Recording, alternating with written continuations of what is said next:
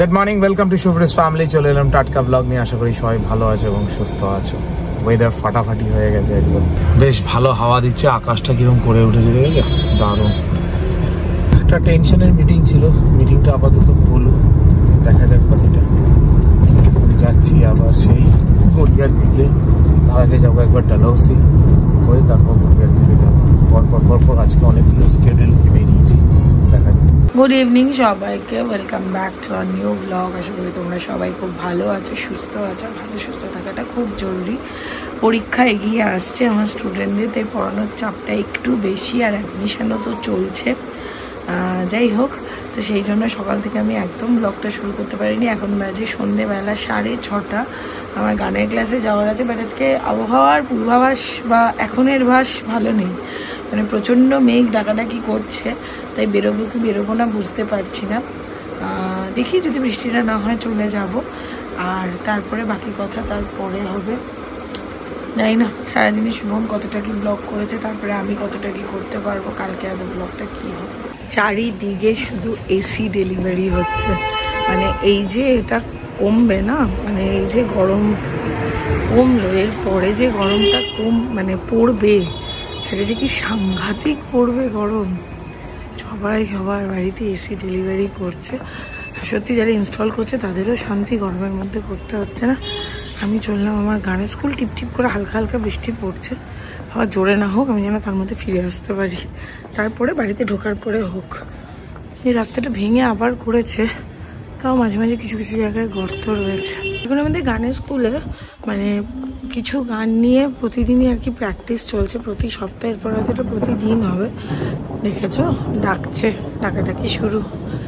যাই হোক, কারণ অগস্ট মাসে তনিষ্ঠা যে গানের স্কুল আলয়, তার একটা প্রোগ্রাম হয়, আর আমি তো কোনোদিন বাথরুমেও ঠিকভাবে গাইনি, সেখানে কি করব কে জানে। যাই হোক, সেই জন্যই ওর প্রেশারেই হলো এত রেগুলার বেসিসে যাওয়া। দেখা যাক কতটা কি হয়। আজকে যদি আমি কিছুটা শেয়ার করতে পারি করবো। হয়ে গেল আজকের মতো গানের ক্লাস। এবার যাই, অনেকদিন আইব্রোটা করা হয় না, লোকালি একটা পার্লারের থেকে গিয়ে আইব্রোটা করে নিই, কারণ এই একটা আইব্রোর জন্য কে যাবে। আবার শুভমের গাড়িটা খারাপ হলো, একটা ছেড়ে একটা লেগেই আছে। মানুষ কত ধৈর্য রাখবে, কত করবে। ঠিক আছে, কোথায় এই পাড়ার কাকু কাকিমা ঘুরতে বেরোয়, প্রতিদিন সন্ধ্যেবেলা ঘুরতে বেরোয়, তো তাদের সাথে দেখা হলো। কোথায় বলে বাগুইহাটি। তাই মানুষকে হাসতে দেখলে না নিজেরও একটু মনে হয় যে একটু হাসি, একটু কথা বলি, একটু এই।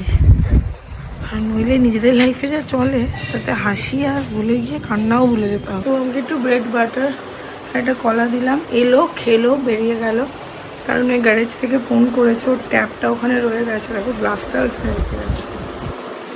গ্যারেজ থেকে ফোন করেছে যে ট্যাপটা, আবার সেই ট্যাপ গাড়িতে রয়ে গেছে, ও সেটা আনতে গেল। এই এবার গাড়ি কতদিনে দেয়, মনে হচ্ছে সোমবারের মধ্যে দিয়ে দেবে। গাড়ি না থাকলে সত্যি যাতায়াত করাটা খুবই টাফ। যাই হোক, এর মধ্যে সুপ্রতিম ফোন করেছিল, তো সুপ্রতিমকে বলো, সুপ্রতিম বললো হ্যাঁ আমার গাড়ি আছে, তুই নিয়ে যা। তো এই ঠিক আছে, লড়াই চাই, লড়াই করে বাঁচতে চাই, এই অবস্থা এখন আমার শুভবে। এ হয়ে যাবে, সব কিছুই যখন হচ্ছে, একটা যন্ত্র থাকলে তো খারাপ হবেই। এখন আগে একটু চা খেয়ে নি। এই ফাঁকতালে বাড়ি এলাম কিছুক্ষণ, 5-10 মিনিটের জন্য।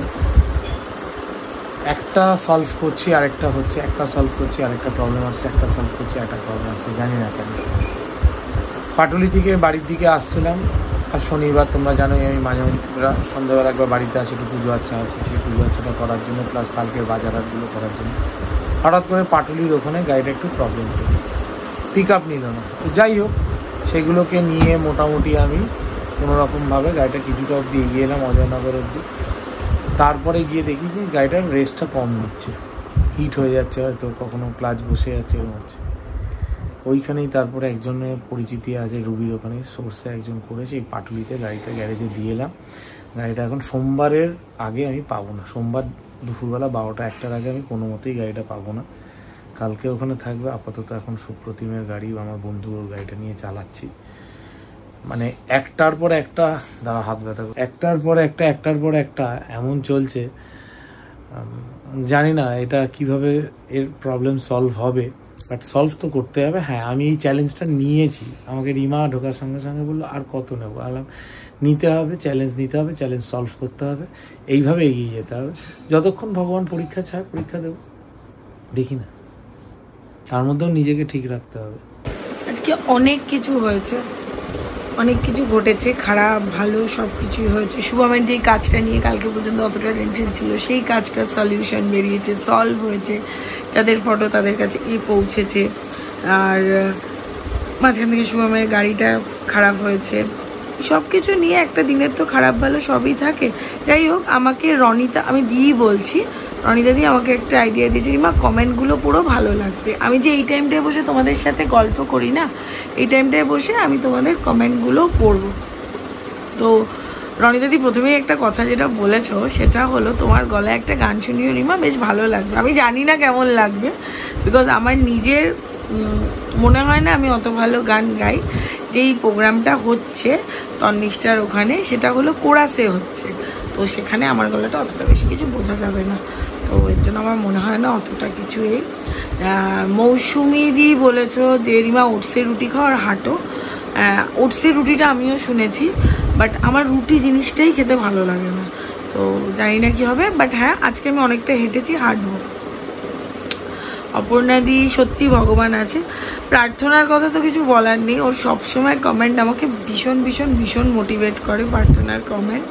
আর জিনিয়া তো অ্যাজ ইউজুয়াল ভীষণ সুইট সুইট কমেন্ট করে।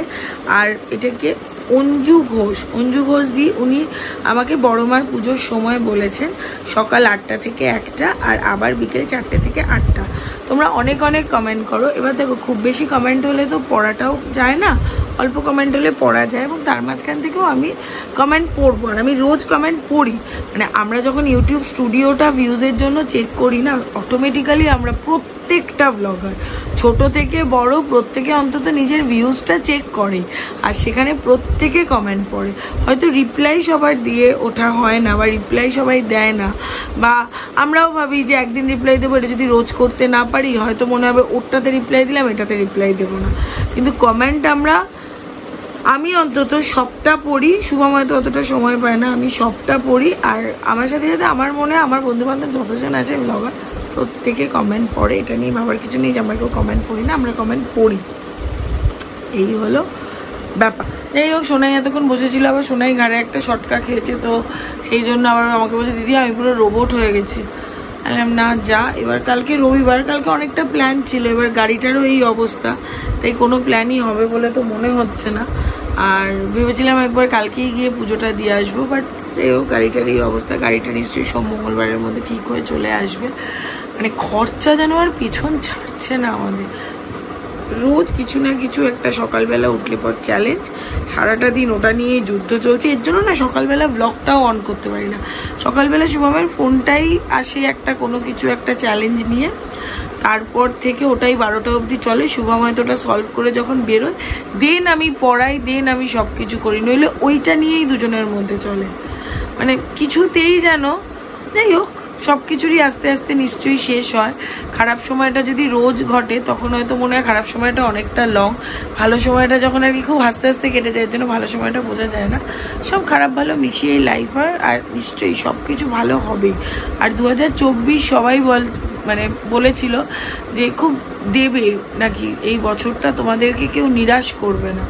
তো দেখা যাক, নিশ্চয়ই কাউকে নিরাশ করছে না, তো আমাকেও করবে না। আমি এমন কিছু পাপি নই যে আমাকে নিরাশ করবে, ভগবান আমাকেও নিরাশ করবে না। ভগবানের উপর বিশ্বাস রাখি, সব কিছু ওভারকাম করে ফেলবো।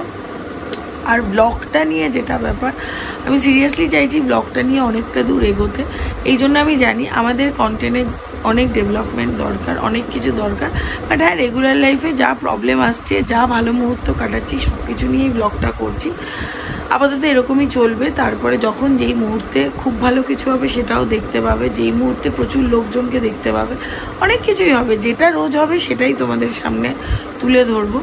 আর এরকম আমাকে সঞ্চিতা দিয়েরা প্রত্যেকে বলে রিমা রোজ ব্লগ দাও, যাই করো রোজ ব্লগ দাও, 5 মিনিট হলেও দাও, সেটাই ফলো করছি, রোজ ব্লগটা দেওয়ার চেষ্টা করি অন্তত আমরা, এটাই।